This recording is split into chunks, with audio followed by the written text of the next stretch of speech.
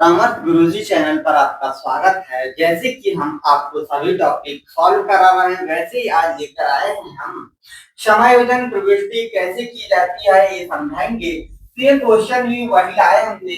यहाँ पर रवि और रोहित दो साझेदार है जो समान अनुपात में साझेदारी करते हैं। उनकी पूंजी रवि जो है इसकी 40,000 और जो रोहित है इसकी 60,000 रुपए पूंजी थी।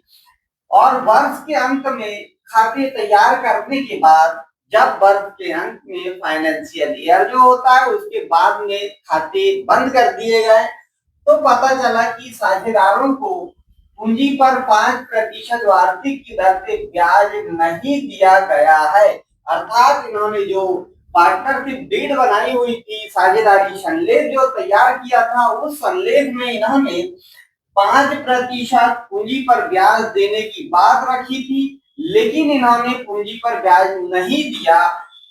अब होगा क्या, फिर से हमें खाते तैयार करने पड़ेंगे, लेकिन इन्होंने कहा कि जबकि संलेख में देना तय था, यानी जो संलेख तैयार किया था उसमें ये तय किया था कि हमें साझेदारों को पूंजी पर ब्याज देना है। अब अगले वर्ष के आरंभ में एक समायोजन प्रविष्टि तैयार की जाए और आवश्यक समायोजन प्रविष्टि भी आपको करना है। अब आपके सामने समस्या आ गई है कि आपको ये समायोजन प्रविष्टि करके दिखाना होगा। तो देखिए यहाँ पर जो समायोजन प्रविष्टि करनी है वो कैसे करेंगे हम। तो सबसे पहले हम ले लेते हैं हमारा जो क्वेश्चन है, उस क्वेश्चन की हम यहाँ पे बात करते हैं और क्वेश्चन जो है इसे हम थोड़ा छोटा कर देते हैं और यहाँ पे आपको सॉल्व करके हम दिखाते हैं क्वेश्चन। अब हम बात करेंगे यहाँ पे, यह जो समस्या बनी है कि पूंजी पर ब्याज देना था और दिया नहीं, तो इससे क्या प्रभाव हुआ होगा ये समझिए। सबसे पहले यह प्रभाव जो हुआ होगा कि जब आपने लाभ हानि नियोजन खाता जब बनाया होगा और लाभ हानि नियोजन खाता बनाने के कारण हुआ ये होगा कि यहाँ पर जो साझेदार हैं उन साझेदारों को आपने देखा होगा, एक छोटा सा मैं बना के समझाता हूँ यहाँ पे कि यह रवि है और यह रोहित है। रोहित दोनों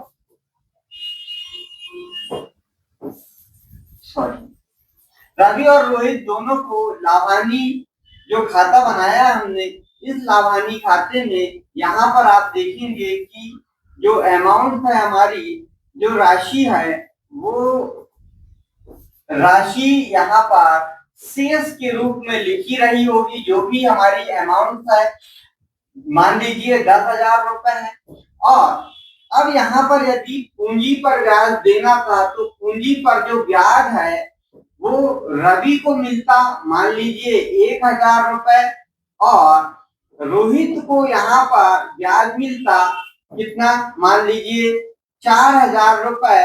इस प्रकार यदि यहाँ पे ब्याज 5,000 रुपए हो जाता तो यह माइनस होके इनको जो लाभ अंत में मिलता वो थोड़ा सा अमाउंट चेंज करते 3 कर लेते हैं, तो यहाँ पे 4 हो जाता और 4 हो जाता तो यहाँ पर लाभ कितना मिलता, 6,000 रुपए लाभ मिलता। दोनों का हम टोटल कर देते और ये 10,000 हो जाता और इस तरफ भी 10,000 हो जाता। तो यह लाभ जो है तो 3,000 इसको मिलता, इसको रवि को, और रोहित जो है उस रोहित को भी 3,000 मिलता।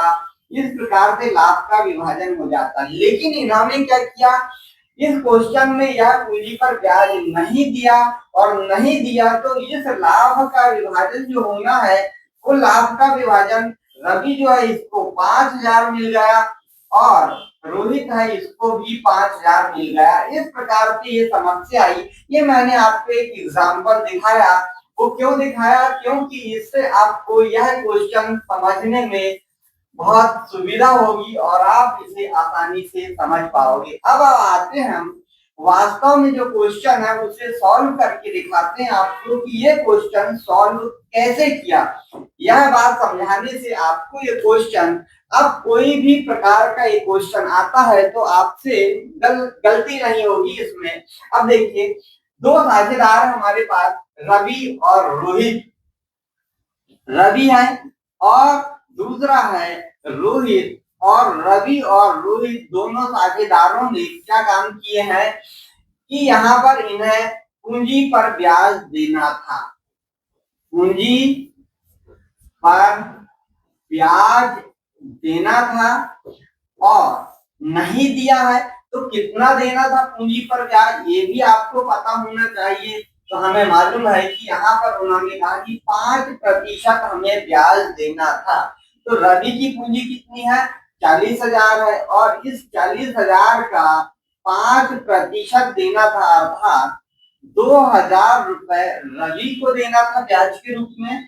और रोहित है, इसकी पूंजी है 80,000 रुपए, और ये 80,000 का 5% देना था इसको, यानी 4,000 रुपए किसको देना था, रोहित को देना था। लेकिन हुआ ये कि नहीं दिया, जबकि ब्याज के रूप में यह दोनों को 6,000 रुपए यहाँ पे देना था हमें, और 6,000 रुपए यहाँ देते हम इनको। लेकिन हुआ ये कि नहीं दिया, तो जैसे मैंने उदाहरण में आपको बताया था, जो लाभ है वो इन्हें समान अनुपात में बढ़ गया, अर्थात लाभ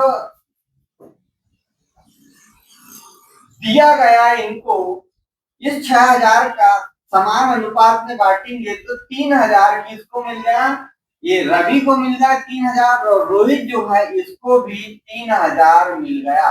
जबकि में मिलना था पूंजी के रूप में, यदि ये पैसा दिया जाता तो रवि को सिर्फ 2,000 मिलता, अर्थात यहाँ पे रवि को ज्यादा चला गया है, कितना, 1,000 रुपए, यानी रवि से हम ले लेंगे, तो रवि से लेना यानी डेबिट कर देंगे रवि का अकाउंट 1,000 रुपए।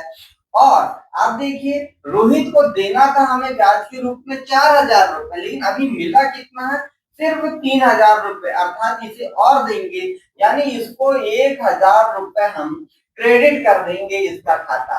और इस प्रकार इसके समायोजन की प्रविष्टि हम बनाएंगे, जैसे आपने जर्नल यहाँ पे बनाया है वैसे ही समायोजन की जो प्रविष्टि होती है हम वह बना के बताते हैं आपको कि जो समायोजन प्रविष्टि है वो समायोजन प्रविष्टि देखिए। तो यहाँ पर डेबिट क्रेडिट के रूप में लिखेंगे और डेट लिखेंगे, तो दिनांक, विवरण, डेबिट राशि और क्रेडिट राशि लेजर फॉलियो का ऑप्शन। तो ये समायोजन जो प्रविष्टि यहाँ पे हम तैयार करेंगे, तो रवि है तो यहाँ लिखेंगे रवि का पूंजी खाता डेबिट, रोहित